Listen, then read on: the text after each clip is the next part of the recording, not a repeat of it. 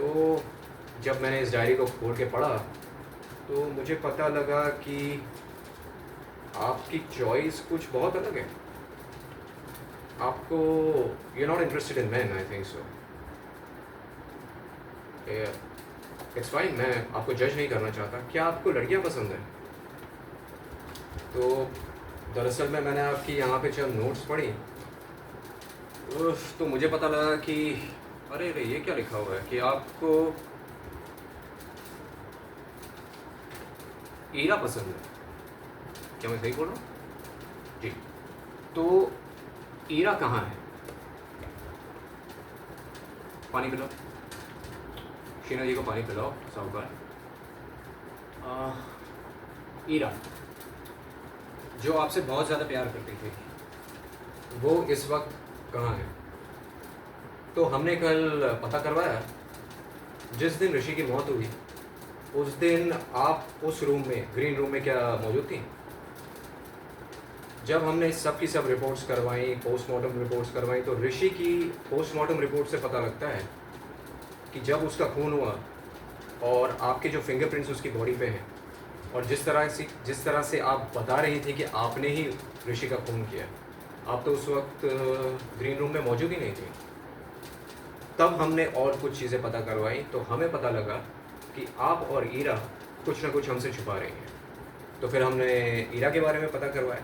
पता है हमें क्या पता लगा? वो अभी दुबई भागने की कोशिश कर रही थी। तो मैंने साहूकार को उसके पीछे लगा दिया। फिर साहूकार ने उसके पीछे जाकर के कुछ पता किया। वहाँ से ये पता लगा कि ईरा दरअसल में किसी के साथ मिली हुई है। और वो कौन है ये तो आप बहुत अच्छे से, ये आप तो जानती नहीं है क्योंकि आपको ये पता ही नहीं है। लेकिन ईरा सब कुछ जानती थी, तो उसको हम लोगों ने पकड़ के अभी हम उसे यहाँ ला रहे हैं। लेकिन उससे पहले मैं तो आपको बताऊं कि ऋषि और दरअसल में उस औरत के बीच में ऐसा क्या हुआ, और मैं कह रहा हूँ औरत, जिस वजह से ऋषि का खून हुआ।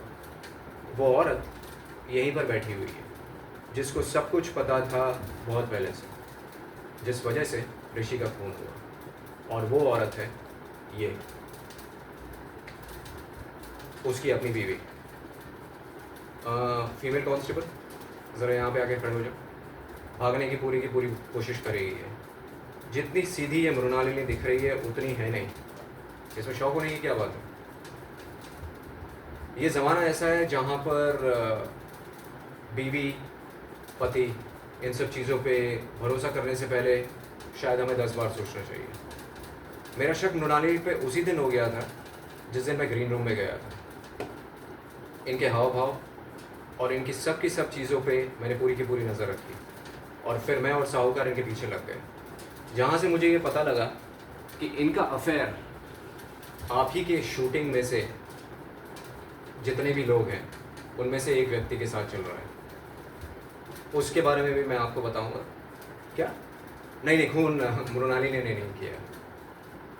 खून इनके लिए किसी ने किया है। तो उस आदमी के बारे में भी मैं आपको बताना चाहूँगा।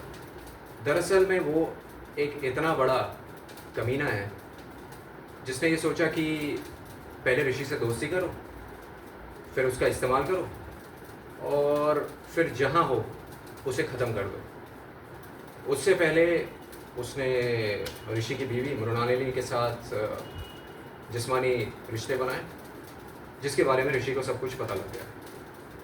वहाँ पर बीच में ईरा नाम की एक लड़की आती है, और वो इस फिल्म में आगे बढ़ना चाहती थी एज एन एक्ट्रेस। और उसने धीरे धीरे करके सारी की सारी बातें पता कर ली। फिर उसने मृणालिनी जी को ब्लैकमेल करना चालू कर दिया।